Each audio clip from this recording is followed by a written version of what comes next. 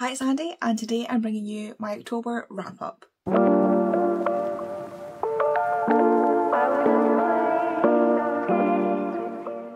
This is a slightly different angle that we're sitting at right now because Hamish is currently sitting right there, and he sat before I could get set up, and I don't want to shift him, so this is the angle we're working at. It's thrown me off a little bit, I'm not going to lie, but you know, it's for Hamish. So I read 9 books in the month of October. It was not my best reading month, not my worst reading month, but I did a lot of like TV watching. I think I watched the entirety of 3 seasons of Victoria, like an absolute nutter, and probably something else as well. But I read 9 books and I actually quite enjoyed a lot of what I read. Unfortunately, it just wasn't the volume that I'd like to read. Apologies, Hamish decided he wanted to move, which meant I had to move slightly to let him move to where he wanted to move. We all know who's the boss here. Hey. Anyway, if you hear him panting, sorry, he's just run up the stairs for the first time after having his toe off, so he's a bit out of puff. He was at the vet today, they said he was allowed. It's fine. Now, I'm going to go over the books I've read and just let you know how I got on with them. The first book I read in the month of October was Whiskey Business by Elliot Fletcher, and this is a romance novel set in Scotland written by a Scottish author, so there was no issues when it came to the Scottish representation. They didn't talk funny, whiskey was spelt right, it was all good.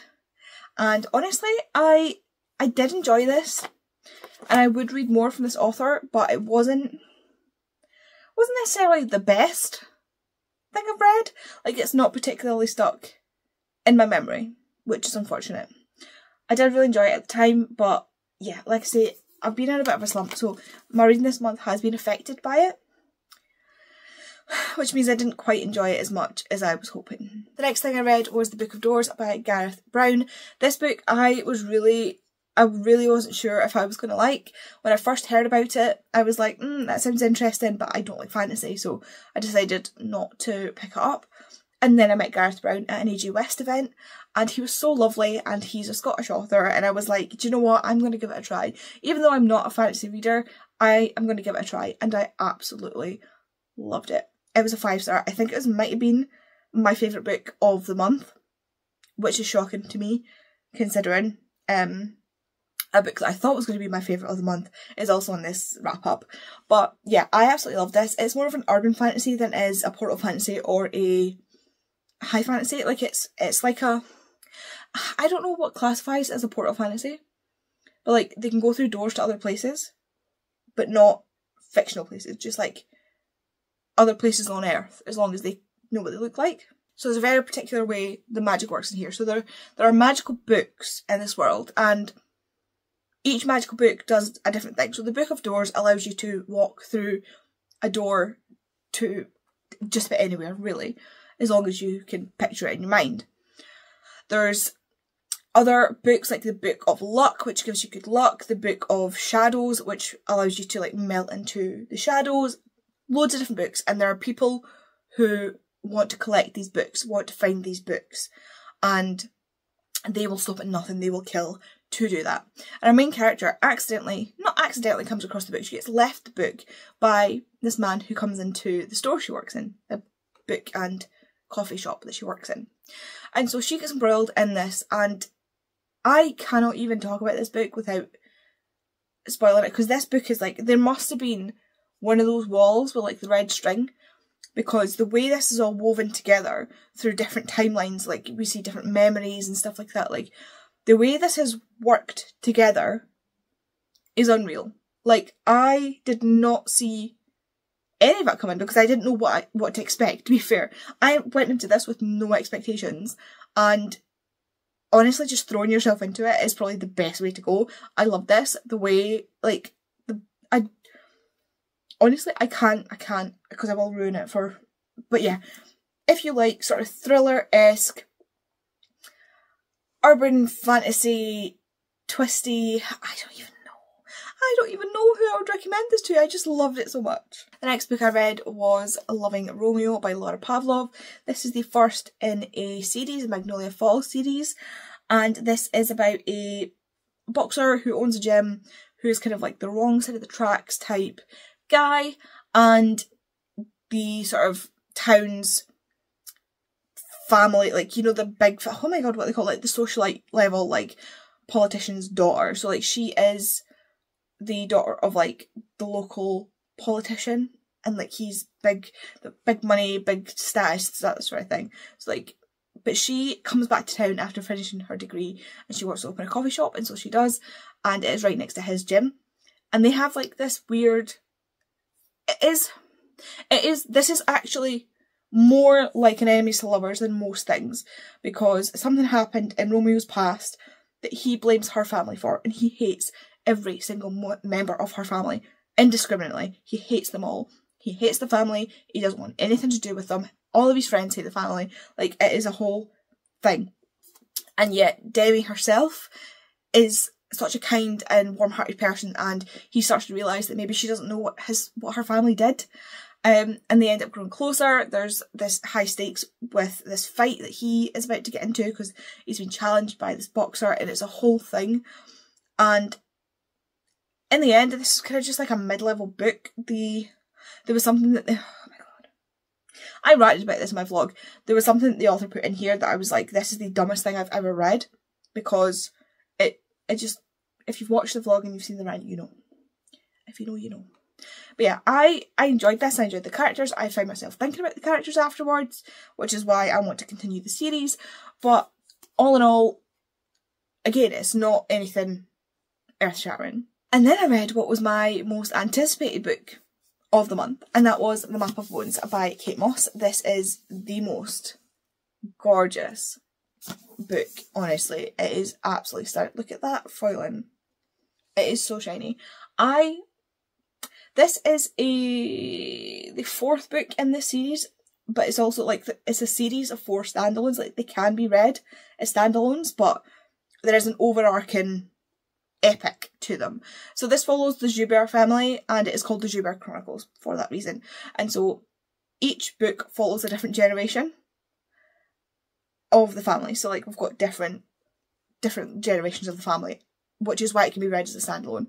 But this one, I disagree with this one being more of a standalone, because you kind of need the ghost ship as a background to this book. Like, I feel like this book, because it ties up so much, I wouldn't necessarily read this as a standalone. I would read the whole series, but that's just me. These are historical fictions, and this one is based in South Africa, where there was a huge sort of Huguenot escape. So the Huguenots were seriously persecuted in France. Like, people were slaughtered. There's one of the books goes over that slaughter, and I mean slaughter, like locked in the city. Every man, woman and child that was a Cathar, that was a Huguenot, was killed. Every single one that they found, indiscriminately. And so there was some of them who across France managed to escape different places, and there was a massive contingency that went to South Africa. This is set in the 1600s, so the late 1600s, and it follows Suzanne, who is the sort of latest in the generation of this family. And her and her grandmother go to South Africa, but she also discovers that her cousin, or her mother's cousin from the previous book, also went to South Africa and then disappeared. And so she's determined to find out what happened to her. And so we're kind of going between her trying to live a life while there's other stuff going on, and then also her trying to find out what happened to her ancestor, not her ancestor, but like, you know, this I suppose ancestor that she really is interested in. She's got her diaries, she knows so much about her, but she just doesn't know what happened to her, and we don't know what happened to her. In the last book, it literally stops when they sail for South Africa, and we don't know what happened. So I wanted to know what happened to her, because she is my favourite character. Louise is my favourite character in this entire series, hands down. And yeah, this is not going to turn into a ghost ship video, but I love the ghost ship. And then at the end, this turns again and goes to a later generation again, and we have Isabel, who also kind of wants to find out what happened with her family, because she's from England and she's opening up, or trying to open up, this library of her family's journals and maps and things that they did, and also to show people what happened when the Huguenot persecution was happening over Europe and France.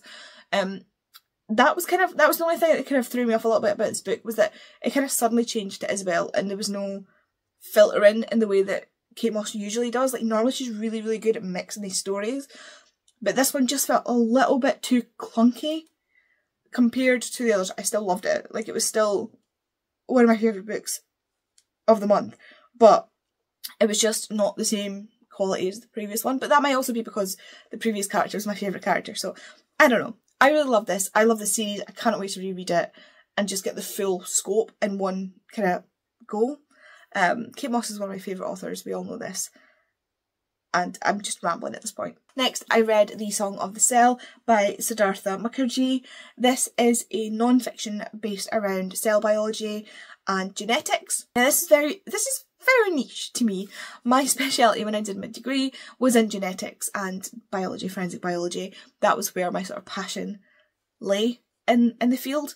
And so this takes me right back to my roots. This takes me right back to what I truly love about science, about biology, genetics, and, you know, all that sort of thing. This follows, it's a non-fiction.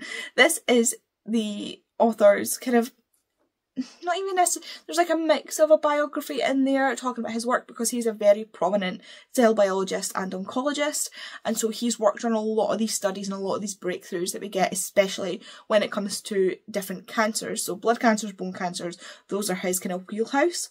But he also takes you right back to the beginning of when we discovered the cell and when we discovered DNA, and how we realised that genetics played a part in different things, like, you know, starting off with like hair colour, eye colour, height, skin colour, different things about, like, your genetics determines everything about your body, but your genetics also give you different diseases. For example, I have a genetic condition called hypermobile Ehlers-Danlos syndrome, if you haven't been here for, you know, ever.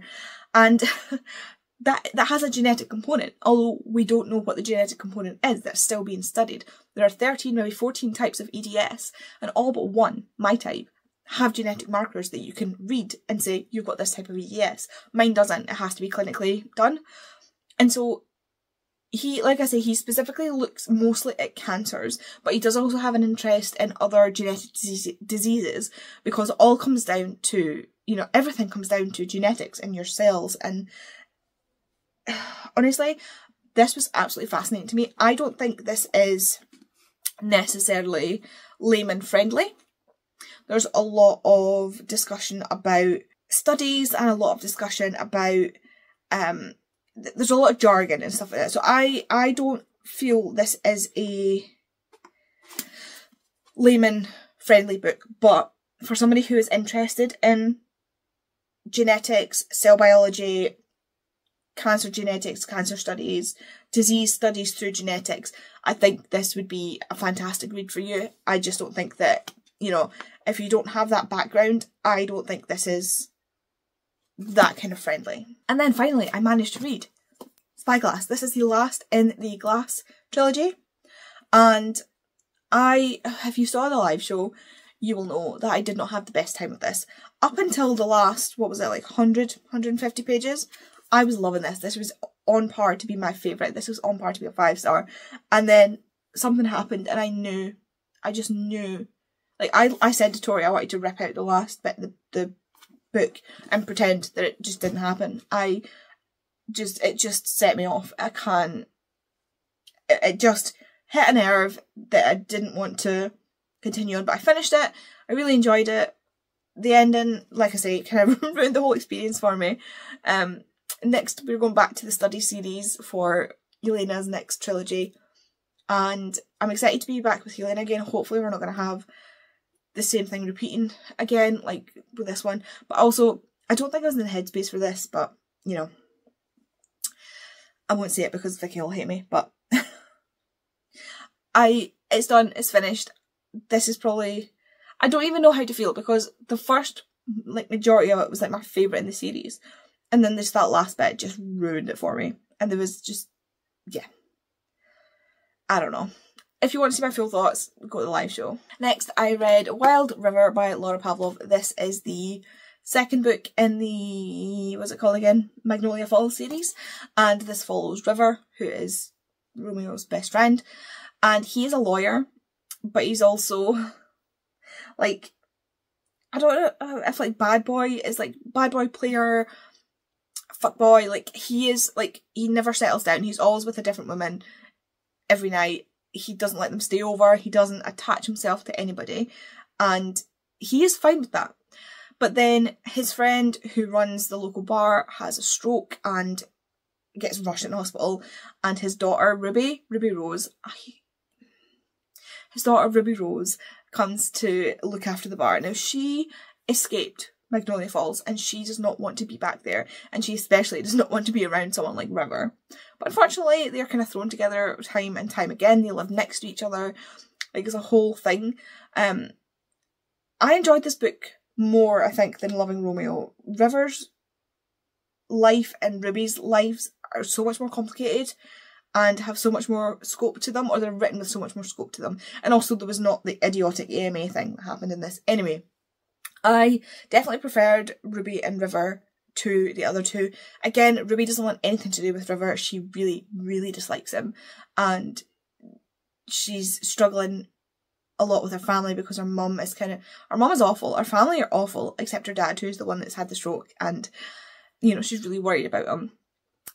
This to me, I don't know.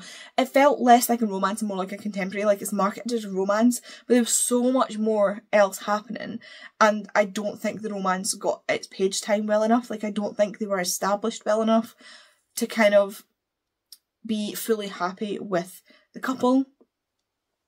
I don't know, maybe that's just me, but it just fell a little bit flat for my liking. I will still read the next one. The next one's Forbidden King, which follows Kingston, who's River's brother, and then we've got 2 more books and I can't remember what they're called. Beating Heart, which follows one of the guys, his surname's Hart, and Finding Hayes. Hayes is one of the, so there's 5 friends in the friend group and each one follows. I am interested to follow them, but like the setup for the next book and this was so heavy. Like, she might as well have been like beating me over the head with it. Like, I get it. I know who the couple are going to be. I know why they're going to be. I know what the conflict's going to be based on the thumping that I got in this book. It's very similar to one of the books I read recently, and I know who's going to be the next couple in the next book, but only because it kind of like, it was dropped in even like just so subtly, and I was like, them, it's going to be them. Because I understand the way that the romance writers' brains work, but this one was like it absolutely thumped you on the head with it. I just think Laura Pavlov needs to a chance to kind of work on her craft a little bit. That's it. It's not bad, it's just not mind-blowing. And then I was so excited because I got the Arc of Cauldrons and Cattails by Hayley Blackwood. The first book in this series is Love Letters and Thirst Tonics. Oh my god, I cannot for the life of me ever remember. She's got such like tongue-twistery titles. But Cauldrons and Cattails follows the best friend of the main character from the first one. And she is a witch and she's having some issues with her potion. She's an apothecary witch. But she has sprites in her shop and they keep adding stuff to her potions that she does not want them to add, that do not need to be in the potions. And in this one, she decides they have like this big party thing, this festival for everybody, and everybody has to bring a potluck item. And so she decides she's going to make chili. Like, who can mess up chili? Because she is not a good cook. Like, she cannot cook. But she figures chili, nice and easy, so she makes this massive pot of chili. And the sprites, decide to drop some love potion into it. And so she has accidentally spiked the entire village, the entire town with love potion, and she needs to fix it. But at the same time, she has also broken the coven's biggest cauldron. Not with the chili, but with another potion that the sprites have tampered with. And so it kind of went wrong, and there's consequences that come from that as well. So she has to embark on a journey to go to other towns in search of 1, this cauldron, and 2, a very, very, very extremely rare ingredient that can help with the love potion. And the only person that she kind of trusts to help her with this is Tander, who is the local barman. He's more than that, but basically he's the local barman. But he is also an orc, which means he's big, he is strong, and she's known him for ages, so he is trustworthy. But she thinks he's been spiked with her love potion, But because he's a little bit of a germaphobe, he doesn't actually eat her chili. He just doesn't want to tell her that he's not eating the chili, which is really funny. It creates like a really funny dynamic because he's really attracted to her, always has been, but she thinks he's attracted to her because of the love potion, but she's attracted to him, but she's like, I can't do anything because he's spiked with a love potion, and that is a big no-no. Like, she gets the whole consent thing down to a T. But these two go on this journey, and it's just, down to the horse. I love these characters. Like, I love the horse. I am still, Hayley, you promised me there was going to be more about the cats, but you're still dangling that thing about the cats, and I want to know what's going on with the cats. What is going on with the cats? Like, there's something to do with the cats, and I want to know what's going on with the cats, but you won't tell me what's going on with the cats. Hopefully in the next one, because this blows open this world. The thing I said about love letters and thirst tonics is that I want to know more about this world. It left me hungry to know more about this world.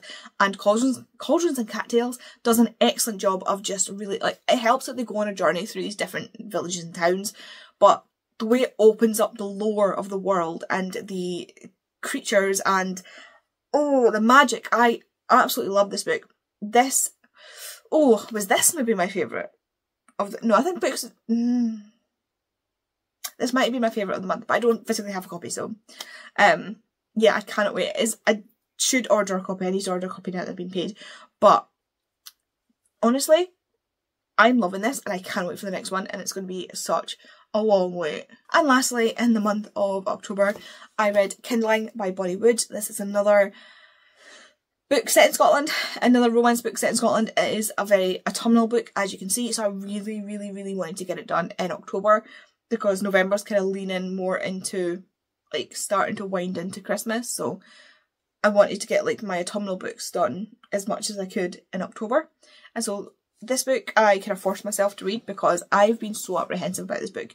I've heard nothing but amazing things about this book from people who are not Scottish. Like, I've not seen another Scottish person read this book, and you know how picky I am about books set in Scotland. You know how picky I am. So this is based in Scotland in the Highlands, and it is about our main character, whose name I can't remember, Harper.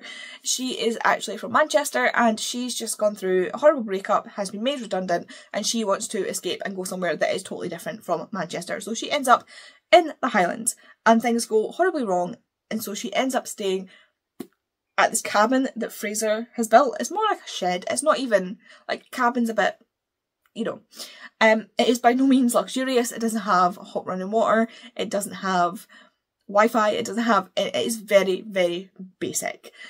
But she has nowhere else to go, and so Fraser, who is a kind-hearted cinnamon roll and has to look after everybody around him, lets her stay in this cabin. And these two end up getting closer because Fraser sticks around a lot more than he was like, oh no, I'm just going to dump her in the cabin and leave her be. But they actually end up getting to know each other because he can't just, like, he can't do that. He's not that kind of person. He's like, actually, maybe I should look after her and, like, show her the sights and, like, help her out and And so they end up spending so much time together that it's like a forced proximity type thing.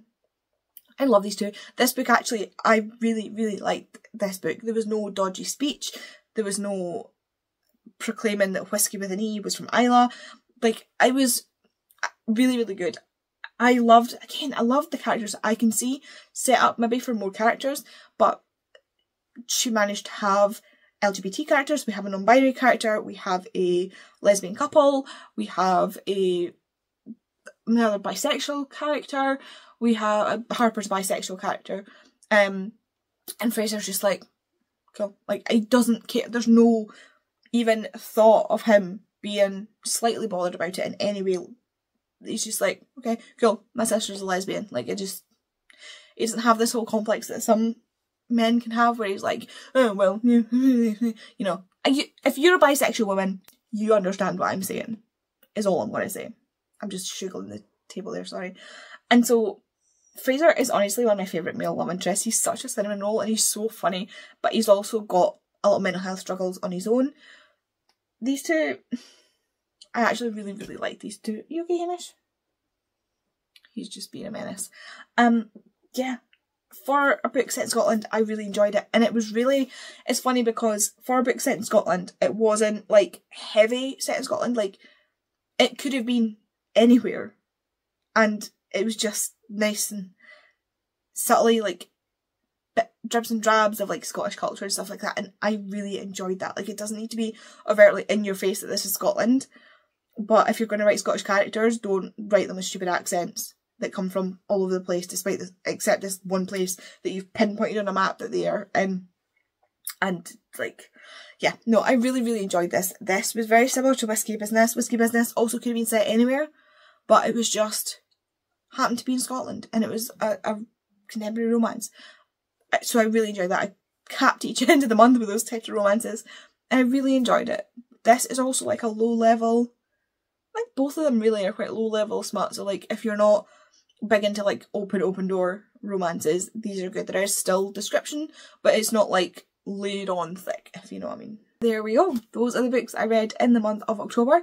Overall, I'm very happy with this month, but I do acknowledge that the whole time I've just been feeling slumpy, so I feel like I might have enjoyed these more had I not been feeling slumpy, which is a shame because I would like to have enjoyed them more. But all in all, it wasn't bad. I just didn't get like nothing. I don't know. I don't know. It's been a slumpy October. Hopefully November will go better, and we'll be able to like be absolutely bouncing off the walls with the books that we're reading in November again. If you want to let me know you were here but you don't want to sit and leave a long comment, if you leave me some kind of door emoji for the Book of Doors, honestly, if you like urban fantasy, or you're not really a fantasy reader, I think you will love this. So, just saying. And it's a Scottish author that you can what's the word? Support. It is a Scottish author that you can support, which we always like to do on this channel. Thank you so much for watching, and I will see you in the next video. Bye!